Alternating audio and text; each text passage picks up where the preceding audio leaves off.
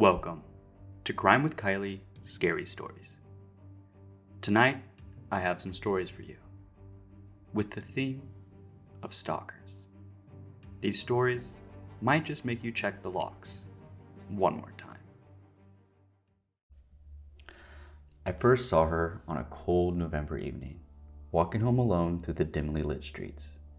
She moved with a quiet grace, oblivious to the world around her. Her long coat billowed slightly in the wind, her hair catching the glow of the flickering streetlights. I don't know what it was about her that caught my attention, but in that moment, something shifted inside me. At first, I told myself it was curiosity, nothing more. I had no intention of getting close, no real reason to watch her beyond that fleeting interest. But as the days passed, I found myself searching for her without realizing it. I adjusted my routine to match hers. I knew what time she left for work, what time she came home. She had a habit of stopping by a small coffee shop on the corner of Lexington and Pine, always ordering the same drink, a vanilla latte with exactly 1 sugar. She was beautiful in a quite unassuming way, not the kind of beauty that turned heads on the street, but something softer, something you had to really look at to appreciate. And I did look. I watched her from a distance, my presence as invisible as the breath in the night air. The first time I followed her home, it wasn't planned. She left the coffee shop, the steam from her cup rising into the cold air, and I just walked behind her. Not too close, not close enough to be noticed. Her apartment building was old, bricks withered with time, the windows slightly fogged from the heat inside. I watched her unlock the door and disappear. I should have left it at that, but I didn't. It became routine, a ritual. I lingered near her apartment, just out of sight. I listened to the sound of her footsteps in the hallway, memorized the way the light in her bedroom flicked on at the same time every night. I could see her silhouette through the curtains, moving about her room completely unaware that I was watching. It felt good, knowing her without her knowing me. One night, I got bolder. The lock on the building's front door was old, easy to force with just a little pressure. I stepped inside, the warmth of the hallway wrapping around me like a blanket. The air smelled like dust and something faintly floral. Her perfume, maybe. I stood outside her door, listening. The soft hum of a television, the occasional rustling of fabric. My fingers twitched, itching to turn the knob, just to see if it was locked, just to know how easy it would be to slip inside. But I wasn't ready. Not yet. I took a step back, forcing myself to leave. That night, I dreamt about her, about what it would be like to stand beside her, to reach out and to touch her hair, to whisper her name even though I didn't know it. I woke up with my heart pounding. The need grew stronger after that. Watching wasn't enough anymore. I wanted more. I started leaving little things behind. A single flower on her doorstep. A note tucked into her mailbox with no words, just a blank page. A button from my coat placed carefully on the windowsill outside her apartment. I wondered if she noticed, if she felt the weight of my presence the way I felt hers. Then, something changed. She started looking over her shoulder when she walked home, pausing before unlocking her door, lingering by the window, peering into the darkness as if she sensed me there. She knew. She didn't know who, but she knew someone was watching. I should have stopped. I should have disappeared from her life before she could have found out the truth. But the fear in her eyes only made me want her more. One night, I found her standing outside the coffee shop, phone pressed to her ear, speaking in hushed tones. I stayed in the shadows listening. "I think someone's following me," she whispered. "I don't know, it just feels... it's a feeling. Like someone's always there, just out of sight." The person on the other end said something I couldn't hear.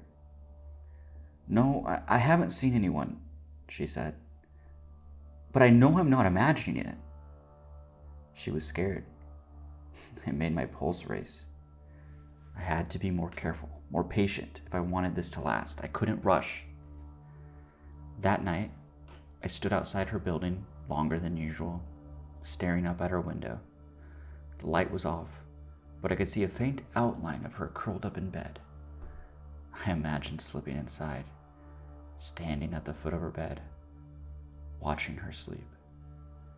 I wanted to know what she looked like up close, the details I couldn't see from a distance. The curve of her lips, the shape of her hands, the way her eyelashes fluttered against her skin when she dreamed. It wasn't enough to watch anymore. The next night, I waited until she fell asleep. I forced the front door open as quietly as before, my footsteps light on the stairs. Her apartment door was locked, but I had planned for that. I had been studying her for weeks. I knew she kept a spare key hidden in a potted plant beside the door. It took less than a second to retrieve it, less than a breath to slide it into the lock. The door opened with a soft click. The apartment smelled like her, warm and sweet, with a hint of something deeper beneath it. I stepped inside, closing the door behind me. The glow from the streetlights seeped through the curtains, casting long shadows across the room. She was asleep. Her chest rose and fell in slow, steady breaths. Her lips were slightly parted, her hair a dark halo around her face. I stepped closer. My heart pounded so loudly I was sure she was going to wake. I reached out, my fingers inches from her cheek. I could feel the warmth of her skin even without touching it. And then she stirred. I froze. Her eyelashes fluttered. A soft sigh escaped her lips. I took a step back, slipping into the shadows before she could wake fully. My heart was racing as I crept back to the door, locking it behind me as I left. I barely slept that night. I had been so close, and I knew soon I wouldn't be able to stop myself. The thought sent a shiver down my spine, because the truth was, I didn't want to stop. I was essentially homeless about 7 to 8 years ago after breaking up with someone, among other factors. I found a room in a boarding house, and one of the other boarders was a guy around my age. I remember the first time I saw him was when I was getting out of the shower and was walking back to my room. He stared me down, but I thought it was kind of a whoops, just looking out into the hall and seeing someone, didn't mean to make eye contact. The next day, there was a note under my door basically saying, "Hey, I'm your housemate. Let me know if you need anything or want to hang out." Having come out of a few bad situations, I was without many people, so we struck up a friendship. Over time, it became apparent he had a crush on me, and it soon became creepy. The more I learned about him, the more off I realized he was. Over time, it became apparent he had a crush on me, and it soon became very creepy. The more I learned about him, the more off I realized he was. He had 2 or maybe 3 kids, all with different women. Whatever, that's fine, but custody? None with any of them. One he had an unsupervised visitation with, and one he had to go to a supervised visitation with. And the third, his girlfriend, moved away to get away from him and wouldn't even tell him if the child even existed. Due to the issues with his kids and exes, he started to self-medicate with alcohol. He did this purposefully, as he admitted this was why he was doing it, getting blackout drunk to deal with his feelings. That's when the stalking started. One night during one of his blackouts, I thought I could calm him down, so I went to his room to keep the landlady from calling the cops. He grabbed my arms, pinned them to my side, then laid on top of me, pinning me between him and the floor. I got out and ran. The police ended up being called, but he wasn't kicked out. After that, his obsession grew out of what I can only think was some sort of psychopathic guilt. Instead of apologizing and staying sober, he started tracking my movements. With this, more letters showed up under my door. A lot of them were angry. The one I remember the most was him essentially accusing me of cheating on him.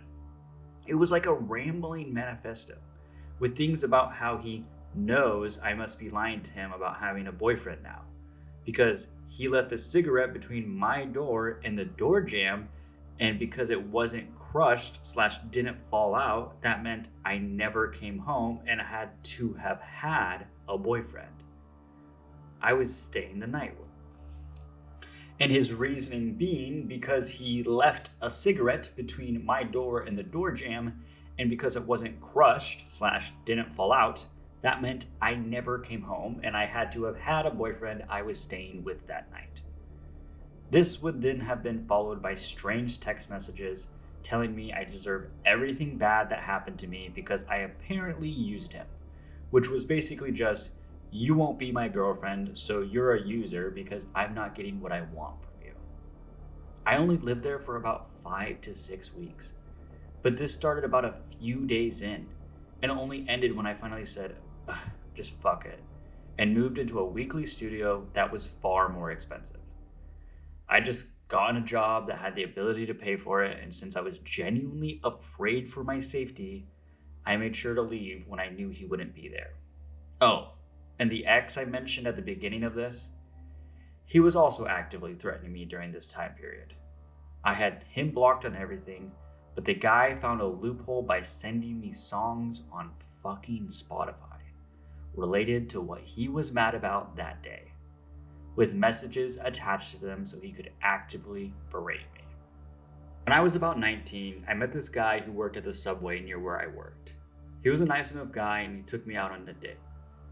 Everything started off really well, but about a week into it, he started asking me for money. It started off small at first, like a soda or $5 for gas. Then he started asking for larger amounts, like a few hundred to get him by for a week or so.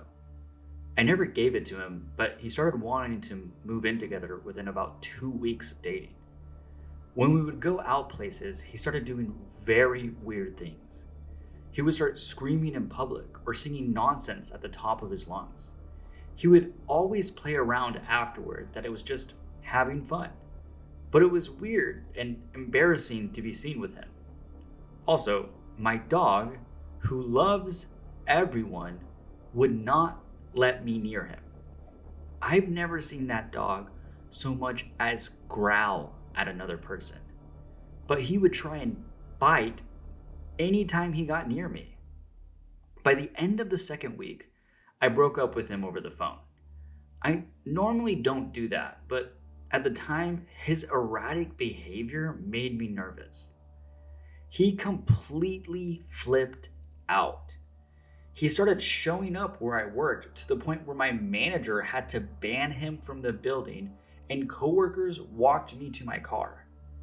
He would show up literally everywhere I was, even to the grocery store or the gas station. I started getting messages and weird email about how we were meant to be and he couldn't live without me and such. Then one day, he showed up in the middle of the night and told me to come outside. I told him to leave, or I was going to call the cops. He literally started sobbing to the point where he was almost hyperventilating. I went back inside and I locked the house up. The next day, I was home alone and just doing some work. At the time, I was in college, and when I heard some rustling behind the front door, I thought it was just the dog messing around or, maybe the mailman. But the dog started barking and growling. The doorbell began to ring. I didn't think much of it, probably just a solicitor. Then someone started messing with the door handle. I grabbed a broom of all things because, that's what was the closest, and all I had. And then I heard someone open the door. My dog tried to bite him. And I locked myself in my bathroom and started screaming. And then I called the police. He up and ran away. I called my neighbor who lived across the street from me and was formerly in the military. He checked out the house and made sure he was gone. My dog had a few scrapes and cuts on him, but he was okay. I filed for a restraining order the next day, and my dad took the liberty of calling his father and explaining what happened. I received a few other emails following that, but he never came to my house again. Luckily, I've moved a few hours away and I'm married now. But it was still very frightening at the time, considering this was only about a 3-week period. I worked at a convenience store. There's also a halfway house full of medicated, unstable, psycho people around the corner from where I live. So they often came into the store. I was 17 when this all happened. There was this one woman who, from afar, seemed normal. But up close, something was a little off. Her makeup was a bit weird. She would wear bright red lipstick, sometimes yellow or bright pink, and always a bit messy.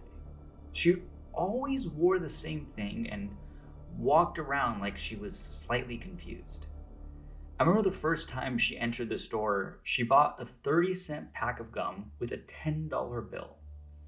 As I was giving her change, she stared at me in a very creepy way. She didn't blink. She complimented me. "You're so pretty and beautiful. I want to be like you." With like this eerie grin. And I was kind of just like, "Haha, thanks, here's your change." And then she said, "You know, I have $1 million. I'm also going to marry Ryan Seacrest, and we're going to live on a big house on the moon. I would tell you where I hid my millions, but I have the power not to tell you." She also had so many more wacky things similar to this that she would say all the time. I said, okay, and then off she went. I figured, oh, it's just, one of those schizophrenic people from around the corner. They never cause any harm. But she began frequenting the store much more. She would enter with a silent smile, walk around the store without breaking eye contact, and leave in silence. Just went in to just stare, I guess. I told my friends about her and they agreed that she definitely was creepy. So I started carrying around pepper spray just in case. Then she began to actively stalk. I would be walking my dog and she'd be staring at me from behind a car. I would be sitting on my balcony and she'd shout, "Hey, Thought Factory, you look so pretty today." I'd be walking down a store aisle and she would be behind a rack, giggling and whispering to herself. I'd turn around and she'd run away. I had had it up to here. And there was also a few other places where she, ran into me. But why in the world was she stalking me? The final straw was when she broke into my house a few days later. I was ready to take a shower one night when I heard the front door open from all the way in my room. I heard a faint, "Oh, so this is Thought Factory's house." I freaked out. I turned my laptop webcam on for evidence in case anything went down and stood over by my phone. I was panicking. I asked her, "What are you doing here?" And she responded, I wanted to see if you were in here. Do you have a phone I could borrow?" I responded, "Go use the one outside." And she insisted, "Well, I don't have enough money. It's only, I don't have the money to pay for the phone." And I responded, it's only like 35 cents. And she responded, "Well, I don't have 35 cents. I finally said, well, you can't be in here. So go." She turned around and I stood there watching her as she left. I heard some rustling by my door and I ran over, and of course, there she is, stuffing some of my family's dirty laundry into her shirt. I immediately said, "Leave that alone, that is not yours." She dumped it out and ran out the door. I called the police on her and she never stalked me again. They say fear is just the mind playing tricks on you. But what if the trick isn't in your mind? What if the things that go bump in the night aren't just in your head? Thank you for listening to Crime with Kylie, Scary Stories.